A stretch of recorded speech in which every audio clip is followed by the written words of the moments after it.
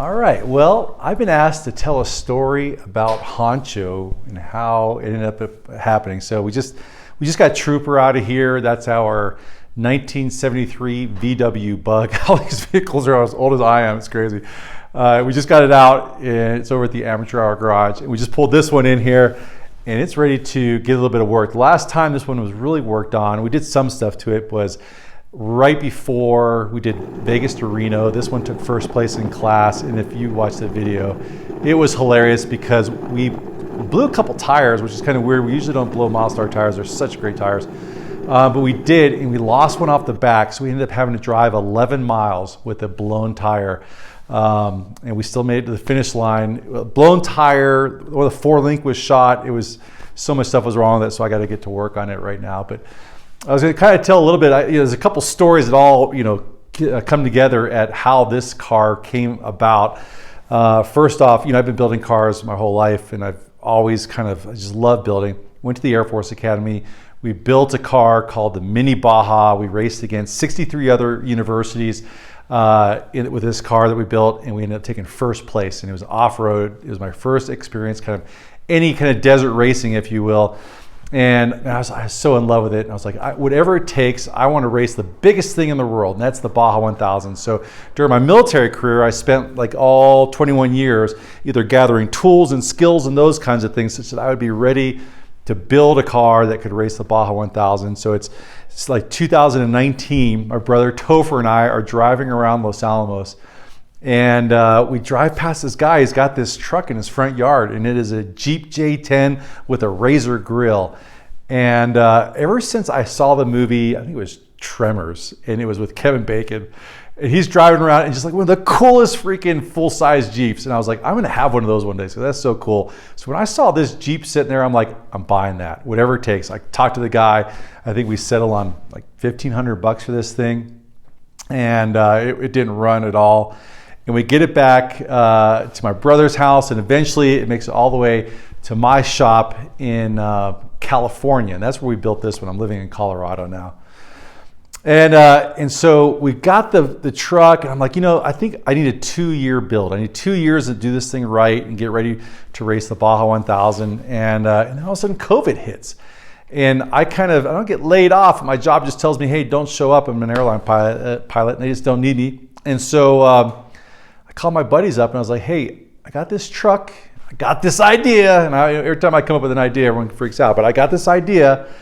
I think I can build a vehicle. I think we can race the Baja 1000 in 2020, and give me a 10% chance.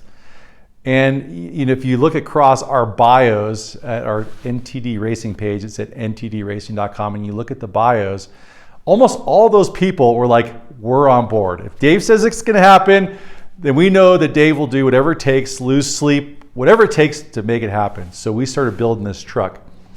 And while I was building it, I was doing a lot of building with my brother Mark, and he's like, dude, what you're doing is cool. Let's make a YouTube channel. I was like, I know nothing about YouTube. And so we started videoing, we started making some videos of this whole thing, and that's how this whole build started. And I have a whole bunch of videos, and what I tried to do, at least with those initial videos, and I was kind of a noob at it, so I think I'm getting better at it. I tried to just show the average guy. This is there are $2 million trucks out there, but this one's a $20,000 truck. And if you are willing to get your hands dirty and completely messed up, then you can have, I think, an amazing vehicle. And this one's amazing, and Lefty is even more so. You can have an amazing vehicle. You can go out and just have a blast, either ripping around the desert, going to races, and those kinds of things.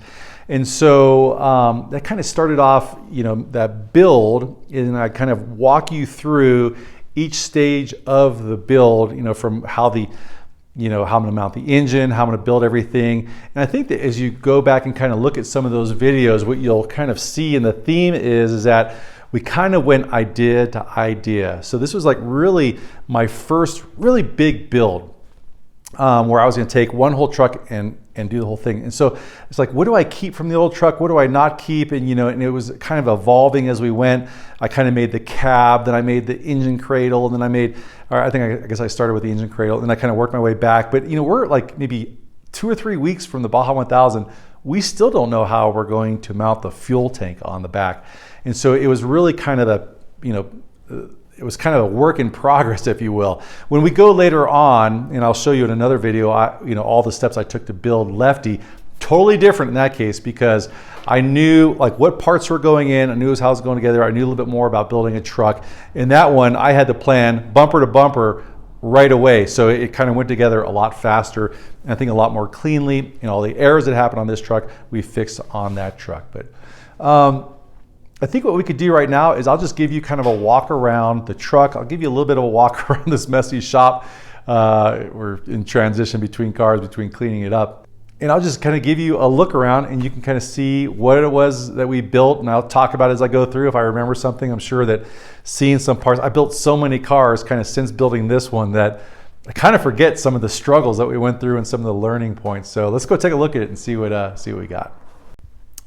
All right, as we go through the truck here, I'm gonna just try to talk about it in the order in which I built things on the truck, just to kind of keep it fresh in my mind.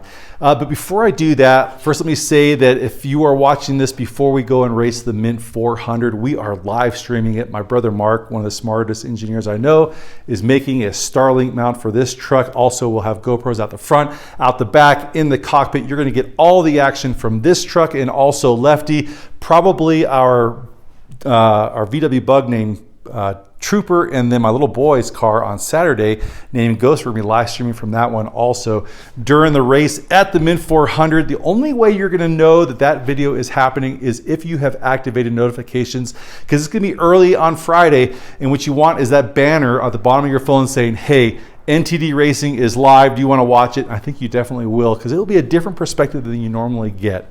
So going through the truck, let's first talk about how it started. I had the J10. Here's the body right here. This is kind of the body of the 1978 Jeep J10. I'll have to admit that this piece of the tub right here, some of the front and some of the left side, is from a 1979 J20, which are all the same. They still titled as a J10, but we rolled it. My buddies rolled it, and so you kind of see we got what we could get. And this truck had a little bit of rust. We painted over, but it still looks pretty amazing. But as far as what we kept, not much. It was about a 4,500 pound truck in the J10, and we took out almost everything. I think there's about 400 or 500 pounds of truck left. Basically, you can kind of see this tub, part of the tub here, it's just a door, the other side of the door, and a roof. The firewall is gone, the floor is gone, everything's gone, and it's mounted to the chassis that we custom made. Same with the beds in the back. And what was really kind of cool about these beds, I had this whole bed, and I had this truck, and I had some fenders, and I gave the fenders and the bed sides to my brother Jeff, another incredibly smart dude, and I said, hey, make this happen and I'll be back. And when I came back, the fenders looked like this. They look so cool. The fenders for the front, we're getting those fixed right now because they kind of came apart when we were racing Vegas to Reno. And then after that, I needed to have donor parts for this thing. So I, again, budget minded. If you go buy an engine, they're expensive. But if you go buy a donor wrecked vehicle, then it isn't so expensive. I found a 2010 Chevy Silverado 2500 HD that was wrecked, blew the airbags. I paid like $2,000 for it. So after selling some of the parts off the truck, I ended up having engine, transmission, brakes, steering, and all of those things for about $400. And that's pretty amazing when you consider that this is a 6-liter LY6 engine. It's basically the same as an LS3, except it has an iron block. It has a different intake manifold, and arguably this manifold is better than the Corvette's manifold, just because it's longer run, better torque numbers and those kinds of things out of that manifold. Getting this whole thing together, let's talk about how I use some of the parts from the engine, the truck. Obviously, there's the LY6. It used to go back through a 6L90 transmission in here, but we blew up so many of those that we ended up contacting TCI, and they hooked us up with some transmissions. We use their Turbo 400 transmission. We hook it through a Winters shifter over here. These things are pretty awesome.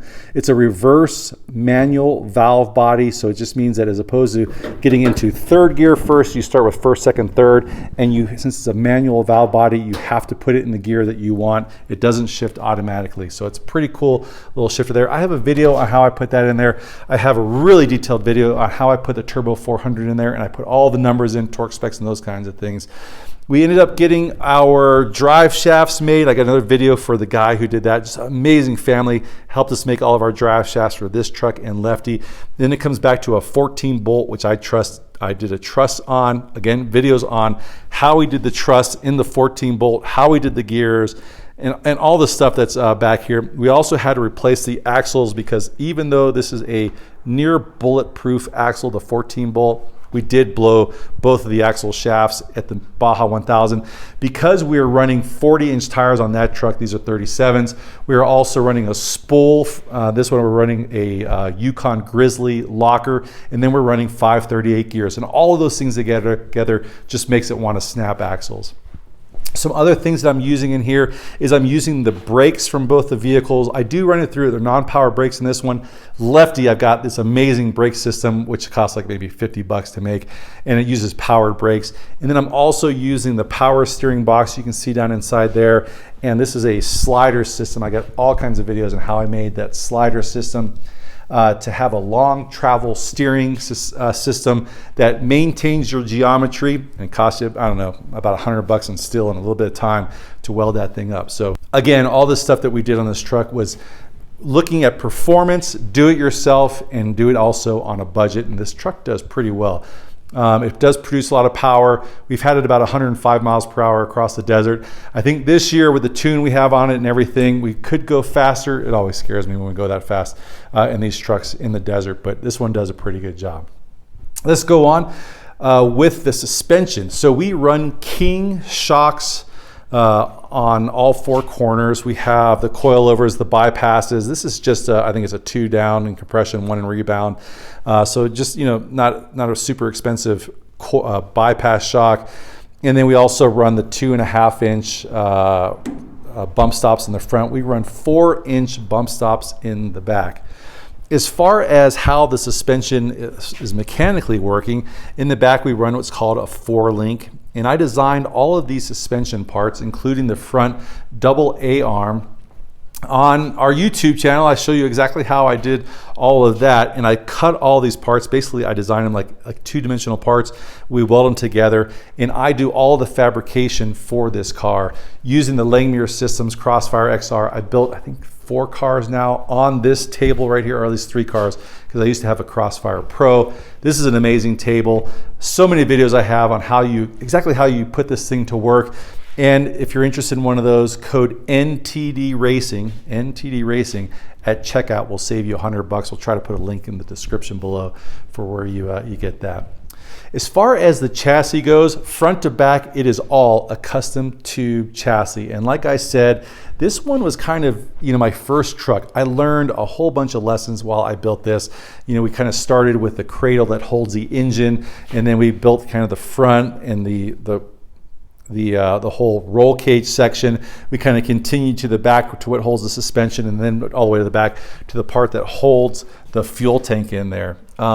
What is unique about this, and this is kind of talks to you a little bit how I started this relationship with this company called Bentech, is I was making my first truck. I was watching videos from one of my really good buddies, now a guy who does a video series called Dougbug, and he was using Bentech.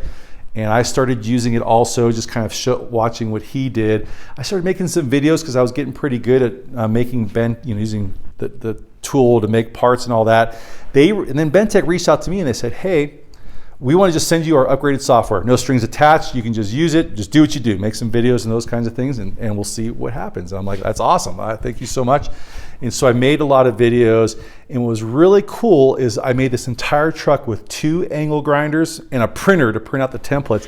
And you can kind of see some of the really super complex nodes that it allows you to make. The geometries that you just couldn't do.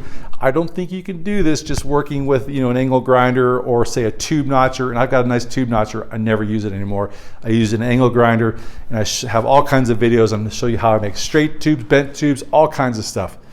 Later on, and we'll talk about that when we talk about Lefty, we end up kind of upping our game, and now we have Bentech's Dragon A250. And just kind of a reference here, we cut all of the tubes for my little boy's side-by-side Ghost. I think it took maybe 20 or 30 minutes to cut these tubes. I welded this thing together. It took me one night, and I had the whole chassis roll cage welded together. This one, to cut all the tubes by hand, about 115 tubes, it took about 3 or 4 months. The same number of tubes for lefty took about 3 hours to cut on the Dragon A400. That's a Dragon A250. So amazing. So continuing on, we've been racing these things for a while. We're learning just so much about how to route exhaust, how to do steering, especially how to do electrical. And I am not to the point yet where I feel comfortable doing a video showing you how I've done electrical, because I keep evolving. There's tools I like to use. There's tools I stop using. There's some that are expensive, some that aren't. I will eventually make a video on how to do electrical. And then also tires. We've gone through a lot of different tires. We've used BF Goodrich, we've used Ironman, and now we're using the Milestar Patagonia Mud Terrain 2s. Amazing, amazing tires. Everything about this tire is amazing. It is great for on-road, just because when you're driving, you kind of see this lug pattern across the top where your tire patch is when you're on the road. They're close together. It doesn't make a lot of noise, but when you are off-road, and we've taken this thing everywhere in Mexico, these turn into massive paddle wheels, slinging, silt, it's just amazing how tough these tires are. And we did blow a tire, and then one tire actually came off of the truck. That we didn't secure it really well at Vegas to Reno, but the tires that were on this truck before, we had them on here for 2 Baja 1000s, and we had never removed the lug nuts. We were kind of like challenging ourselves, how long will these tires last? Amazing, amazing tire. And then also we're running the Milestar all-terrains on our new Class 11 Trooper, and they look amazing also. So there's so much stuff to talk about. We can kind of finish it up here by looking inside the cockpit. Seats, we've gone with better seats in the future. We run these Energies, and they're pretty inexpensive seats. We have gone with the Mastercraft suspension seats, so much more comfortable and better for my 50-year-old back. As far as navigation goes, we do run a lot of times, we'll run iPads. In this case, for this race, we're going to be running a Garmin setup on this thing, but what we run on all of our trucks all over the place, and even our side-by-sides and all that, is we run iPads. Again, sticking with that budget-minded type thing. So you can kind of contrast it. If you get one of these setups right here, you're talking $2,000 to almost $3,000 for the full Garmin, and all those things are just so expensive. You go with an iPad and you look on the back of this one, it probably has stickers from when my little boy was using it to watch videos or something like that. You probably have 3 or 4 iPads around your house. And then what we do is we make these things up with the pivot cases. Like I said, I'm an airline pilot. On our team, we have United, FedEx, Delta, Southwest. We all, in our airline job, use the same case. They cannot fail in an airline job. They have never failed us while we're racing. We're using this for our iPads for engine instruments over here. We use them for navigation. We use them for backup navigation. We use them for communication. We'll be using them for during our live stream. The iPad with the pivot series of mounts and also cases are just completely bomb-proof. So amazing. We're so glad to be affiliated with those guys. We have had huge success with their products for many years now, and it kind of sticks to that theme that I like. It is budget-minded, but you are not compromising in performance. It does everything you want it to do, and even more, and I think a lot of cases more than the Garmin does over there. So so much more stuff to talk about, but if you kind of look around the truck, you're like, wow, I wonder how he did his light bar or something like that, or I wonder how he did his, whatever it is you see, I probably have a video of it on our channel. And I hope that you will consider subscribing to our channel. It sure helps us out, and we definitely do appreciate it. All right, fortunately, Honcho, it's dirty. It isn't so bad though. There's a little bit of inspecting to do, maybe some welds to fix, definitely some work to do on the rear suspension. It is gonna be totally ready for the Mint 400 in a couple of days. And I hope that you'll choose to join us for that. Again, the only way you might know that it's happening, our live stream, is if you activate the notifications on your YouTube account, and then it'll give you a banner saying, hey, our videos are up, or the videos that we have in the future where we're gonna be doing stuff like 24 hours of lemons. We got other races coming up. We're gonna be finishing up our other cars. And then I've got this other project I'm starting. We're calling it Honcho 3 until we figure out a name, and that is gonna be another truck, even more user-friendly as far as being able to build it yourself using all the tools that I talked about in the shop today. I don't think you'll want to miss that. So again, maybe consider hitting that notification. If you don't, just the way the algorithm works at YouTube, you might not know when of our videos are coming up, and I make one every week, and I can't wait to see you next week. Take care of yourself.